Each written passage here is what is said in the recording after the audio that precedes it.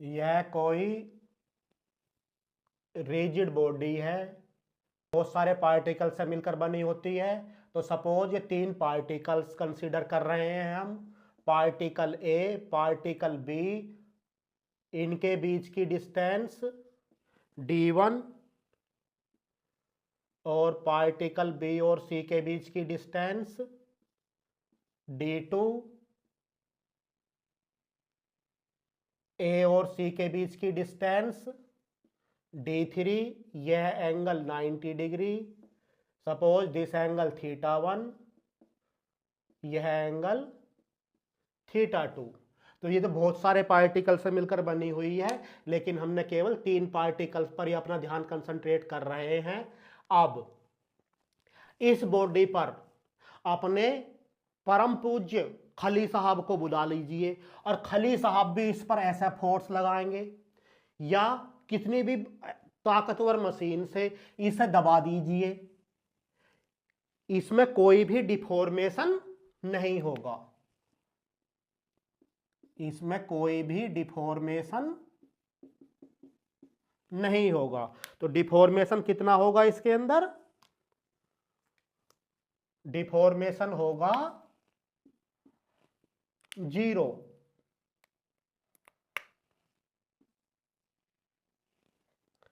चाहे कितना भी डिफॉर्मिंग फोर्स लगा दीजिए, इसे ऐसा खींचिए, दबाइए, कैसा भी लोड लगाइए इस पर, इसमें कोई भी डिफॉर्मेशन नहीं होगा। अब आप डिफॉर्मेशन तो समझ गए हो कि इसमें कोई भी डिफॉर्मेशन नहीं होगा। इट मींस इसके जो ये पार्टिकल्स हैं, इनके जो बीच की डिस्टेंस है यह d1, इन दोनों पार्टिकल्स के बीच की डिस्टेंस d1 या d2 या d3 चेंज नहीं होगी, यानी कि distance between any 2 particles change नहीं होगी, सेम रहेगी। और इनके बीच के जो एंगल हैं ये भी कैसे रहेंगे? सेम रहेंगे। इट मींस इसका क्या होता है? डेफिनिट साइज और definite shape.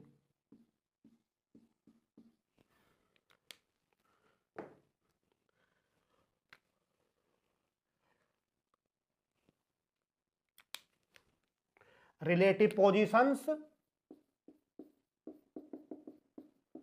Relative positions of any 2 particles, of any 2 particles कैसी रहेंगी? सेम रहेंगी। कैसी रहेंगी? वह सेम रहेंगी। लोकेशंस जो है उनकी सेम मीन्स नॉट चेंज, उनकी जो रिलेटिव पोजीशंस या लोकेशंस हैं वह चेंज नहीं होगी।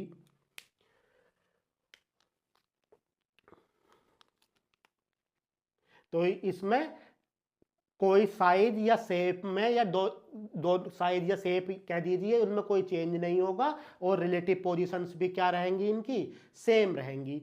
अब आप कहोगे कि सर ऐसा तो संभव नहीं है। बिल्कुल आप सही सोच रहे हैं। तो इट मीन्स ऐसी बॉडी संसार में नहीं पाई जाती।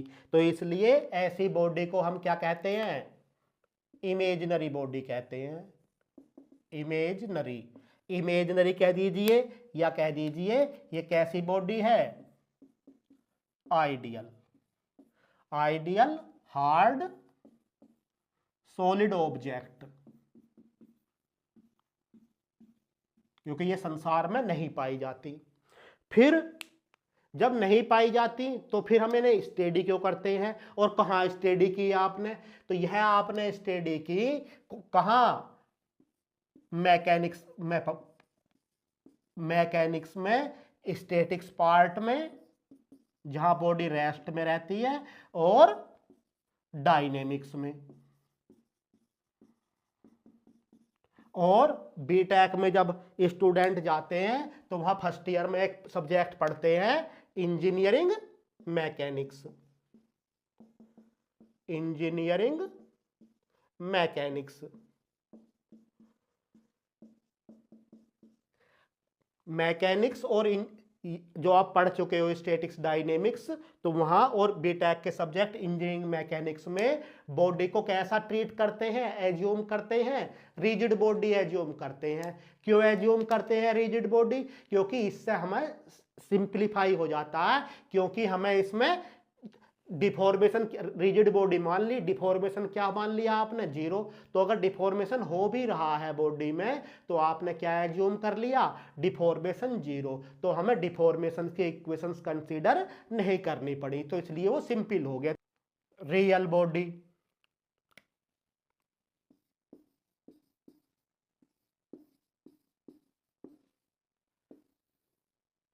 रियल बॉडी और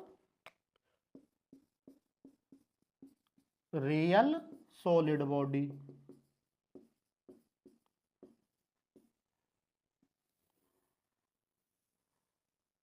रियल बॉडी और सॉलिड बॉडी, संसार में जितनी भी बॉडी पाई जाती हैं वो सभी कैसी हैं? Real body. तो रियल बॉडी में क्या है?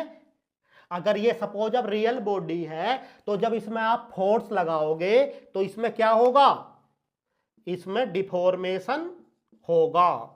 इसमें डिफॉर्मेशन अब जीरो नहीं होगा।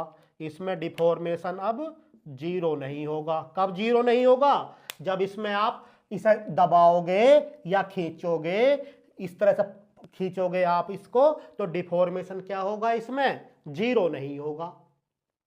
यानी कि इसका साइज या शेप या बहुत से साइज और शेप चेंज हो जाएंगी, या इनकी जो पार्टिकल्स की रिलेटिव पोजीशंस है वो चेंज हो जाएंगी। यानी कि ये D1, D2, D3, θ1 90 डिग्री और ये जो एंगल है इनके बीच में, ये सभी क्या हो जाएंगे? चेंज हो जाएंगे। इट मीन्स इनकी रिलेटिव पोजीशंस क्या हो जाएंगी? चेंज हो जाएंगी। तो यहाँ रियल बॉडी का मीन्स ये एक्चुअल, ये जो संसार में जो पाए जा रहे हैं एक्चुअल फिजिकल बॉडी, वही क्या है?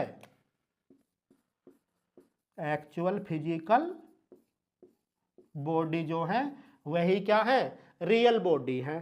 अब आप कहोगे सर ये जो रोड है, सपोज ये स्टील की रोड है, ये स्टील की रोड है, हमने ये फोर्स लगाया, हमने फोर्स लगाया, तो हमें तो सर डिफॉर्मेशन नहीं दिखाई दे रहा। हम इसे स्केल से मेजर कर रहे हैं, जो इसकी लेंथ पहले थी वही दिखाई दे रही है, जो डायमीटर इसका था वही पहले दिखाई दे रहा है। तो सर हमें तो इसमें डिफॉर्मेशन नहीं ऑब्जर्व हो रहा। और जो ये जो फैन की रोड है, जो ये ऊपर लगी हुई है, यहाँ फैन लगा हुआ है, तो ये जो रोड है तो इसमें भी क्या लगा हुआ है? ये वेट नीचे को लगा हुआ है, तो यहाँ रिएक्शन ऊपर को लगी और यहाँ नीचे लगी। तो यहाँ क्या है? ये जो फैन की रोड है तो इस पर कौन से फोर्स लगे?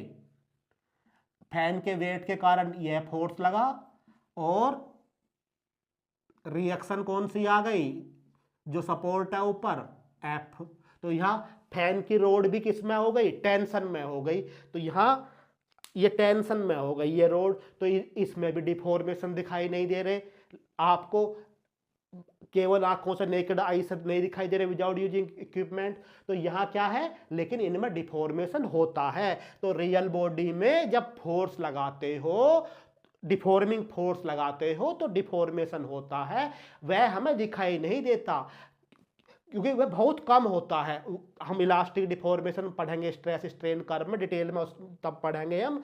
तो अब आपको, लेकिन जैसे आप फोर्स लगाओगे तो डिफॉर्मेशन होगा, चाहे आप उसे ऑब्जर्व आंखों से ना कर पाए, केवल आंखों से देखकर विदाउट यूजिंग एनी इक्विपमेंट, लेकिन डिफॉर्मेशन होता है।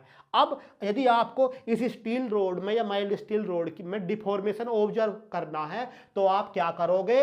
इसको यूनिवर्सल टेस्टिंग मशीन में लगाओगे। इस यूनिवर्सल टेस्टिंग मशीन में लगाओगे इस माइल्ड स्टील रोड को, तो ये क्या, इसका जो बॉटम एंड है स्टील रोड का उसे फिक्स कर दोगे और इस पर ग्रेजुअली अप्लाइड फोर्स लगाओगे। ग्रेजुअली अप्लाइड फोर्स लगाओगे इस पर यहां gradually applied increasing tensile load लगाया आपने F। तो इस सब ये तो एंड फिक्स कर दिया इस रोड का। फिर यूनिवर्सल टेस्टिंग मशीन या यूटीएम से, यूनिवर्सल टेस्टिंग मशीन या यूटीएम से यहां इसको क्या करती है वह, ये तो यहां इस तरह से फिक्स कर लिया यूनिवर्सल टेस्टिंग मशीन में। फिर यह मशीन ऊपर से फोर्स इसे ऊपर को लगाएगी। तो जब धीरे धीरे आप फोर्स इस पर बढ़ाते चले जाएंगे तो एक universal testing stress strain curve में भी पढ़ेंगे इसको, तो एक स्थिति ऐसी आएगी कि ये रोड टूट जाएगी, दो पार्ट में डिवाइड हो जाएगी। तो आप जब उसे दोनों पार्ट को ज्वाइन करके देखेंगे तो इसमें क्या है, इसकी लेंथ आपको कैसी मिलेगी, इंक्रीज हो गई इसकी लेंथ, और इसका डायमीटर क्या हो गया, डिक्रीज हो गया। तो आपने इस स्टील रोड का जो आप इस हाथ से खींचने पर या हाथ से इस तरह से खींचने पर इसमें डिफॉर्मेशन आपको होता हुआ महसूस नहीं हो रहा था, लेकिन इसमें डिफॉर्मेशन तब भी हो रहा था। लेकिन इसे महसूस करने के लिए मशीन से सफिशिएंटली लार्ज फोर्स लगाया तो इसमें क्या हुआ, हमें डिफॉर्मेशन महसूस हुआ। तो रियल बॉडी में क्या होता है, फोर्स लगाने पर डिफॉर्मेशन होता है, उनकी relative positions of any two particles change हो जाती है। अब रियल बॉडी को कहां पढ़ेंगे हम, रियल बॉडी को हम पढ़ रहे हैं अपने इस चैप्टर में मैकेनिकल प्रॉपर्टीज ऑफ सॉलिड्स, तो यहां पढ़ रहे हैं रियल बॉडी को। और कहां पढ़ेंगे, और बीटेक में एक सब्जेक्ट है, एक तो इस चैप्टर में पढ़ रहे हैं और बीटेक का एक सब्जेक्ट है strength of materials, strength of materials, strength of materials, सोम। तो उसमें भी हम बॉडी को कैसे ट्रीट करते हैं, रियल बॉडी ट्रीट करते हैं।